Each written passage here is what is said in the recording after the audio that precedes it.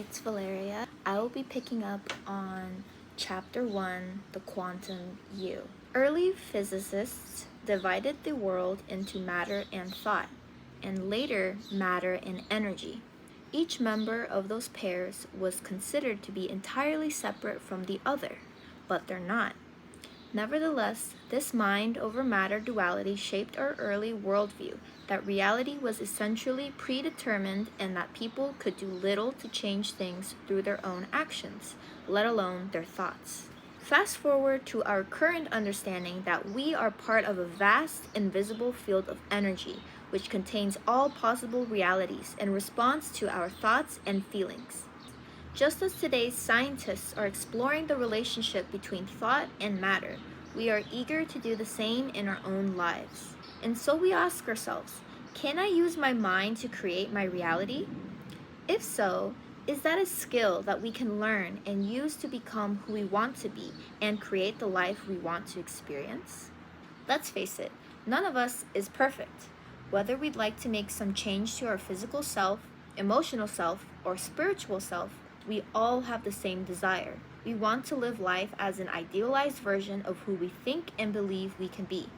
When we stand in front of the mirror and look at our love handles, we don't just see that slightly too pudgy vision reflected in the glass. We also see, depending on our mood that day, a slimmer, fitter version of ourselves or a heavier, chunkier version.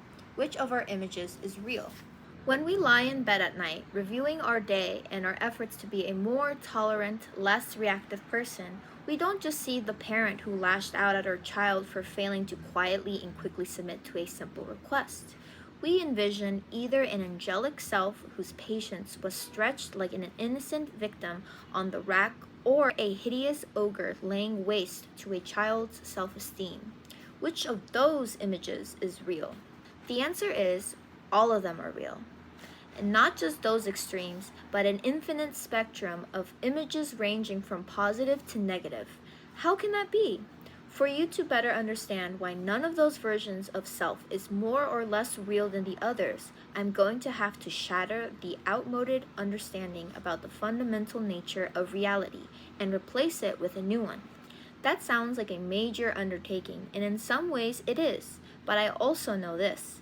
The most likely reason why you were drawn to this book is that your past efforts to make any lasting change in your life, physical, emotional, or spiritual, have fallen short of the ideal of yourself that you imagined. And why those efforts failed has more to do with your beliefs about why your life is the way it is than anything else, including a perceived lack of will, time, courage, or imagination. Always, in order to change, we have to come to a new understanding of self and the world so that we can embrace new knowledge and have new experiences. That is what reading this book will do for you. Your past shortfalls can be traced at their root to one major oversight. You haven't committed yourself to living by the truth that your thoughts have consequences so great that they create your reality. The fact is that we are all blessed. We all can reap the benefits of our constructive efforts. We don't have to settle for our present reality.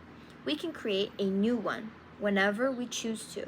We all have that ability because, for better or worse, our thoughts do influence our lives. I'm sure you've heard that before, but I wonder whether most people really believe this statement on a gut level. If we truly embrace the notion that our thoughts produce tangible effects in our lives, wouldn't we strive to never let one thought slip by us that we didn't want to experience?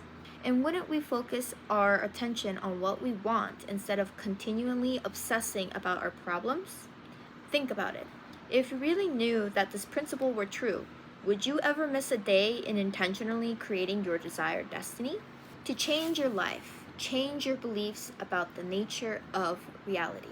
I hope this book will shift your view of how our world operates, convince you that you are more powerful than you knew, and inspire you to demonstrate the understanding that what you think and believe has a profound effect on the world.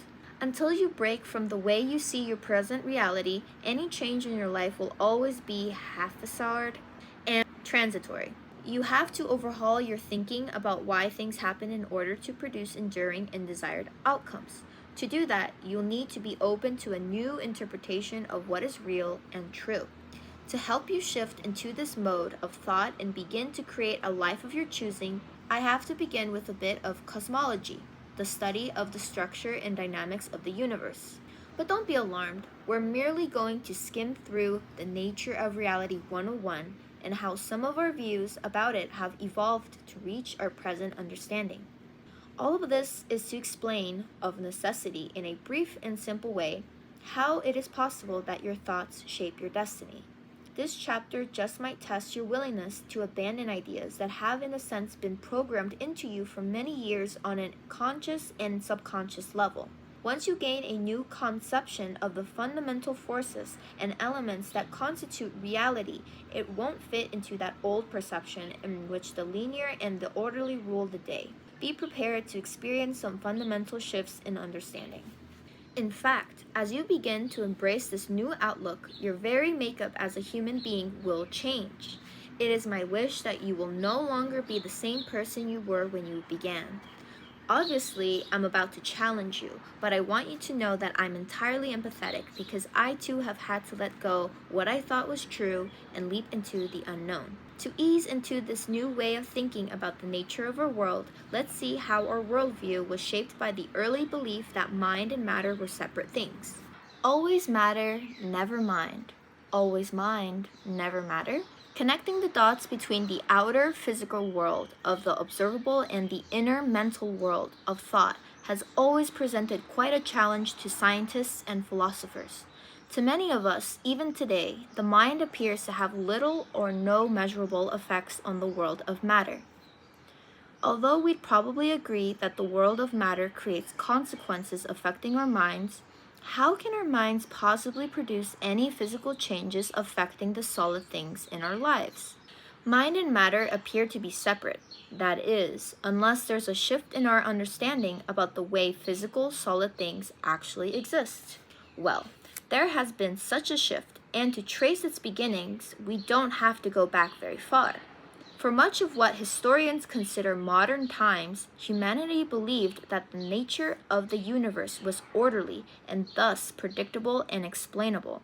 Consider the 17th century mathematician and philosopher René Descartes, who developed many concepts that still have great relevance to mathematics and other fields. Does "I think, therefore I am" ring any bells? In retrospect, however, one of his theories ultimately did more harm than good. Descartes was a proponent of the mechanistic model of the universe, a view that the universe is controlled by predictable laws.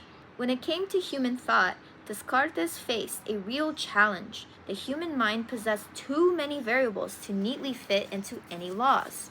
Since he couldn't unify his understanding of the physical world with that of the mind, but he had to account for the presence of both, Descartes played a nifty mind game, pun intended.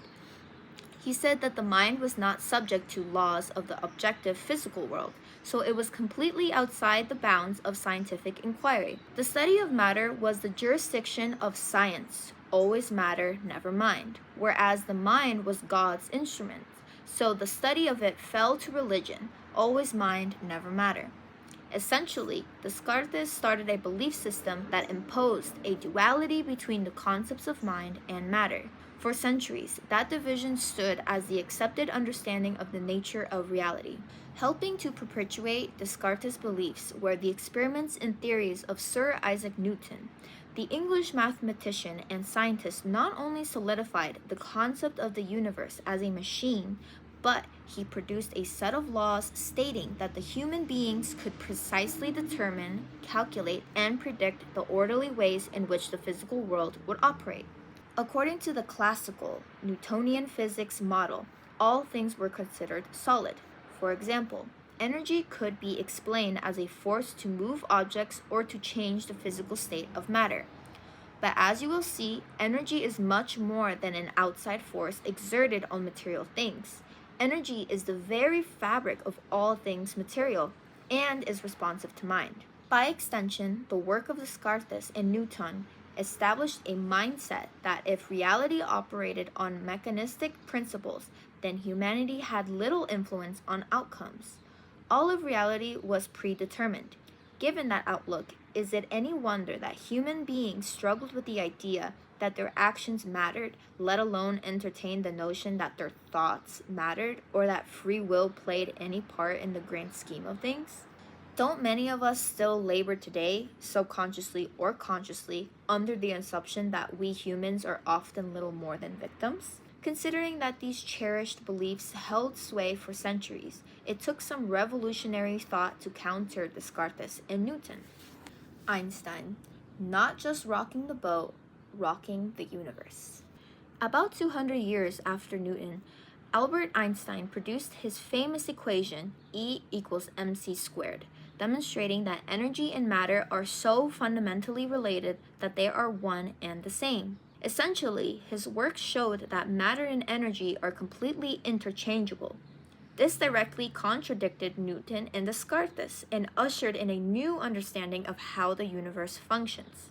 Einstein didn't single-handedly crumble our previous view of the nature of reality, but he did undermine its foundation, and that eventually led to the collapse of some of our narrow, rigid ways of thinking.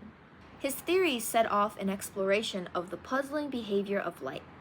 Scientists then observed that light sometimes behaves like a wave when it bends around the corner, for example, and at other times it behaves like a particle. How could light be both a wave and a particle? According to the outlook of Descartes and Newton, it couldn't. A phenomenon had to be either one or the other. Quickly, it became clear that the dualistic Cartesian Newtonian model was flawed at the most basic level of all, the subatomic. Subatomic refers to the parts, electrons, protons, neutrons, and so on, that make up atoms, which are the building blocks of all things physical. The most fundamental components of our so-called physical world are both waves, energy, and particles, physical matter, depending on the mind of the observer. We'll come back to that. To understand how the world works, we had to look to its tiniest components. Thus, out of these particular experiments, a new field of science was born, called quantum physics. That is where I'll end for today. There's still more to chapter 1.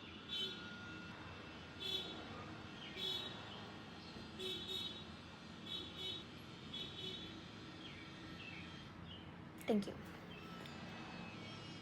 Give yourself a compliment today if you haven't already. Look in the mirror and say, hey, you made it today. Try to say something reassuring to your inner child, your present self, and the future self that will need that support from your present self. Have a great day. Do something that makes you happy, and I'll see you in the next video.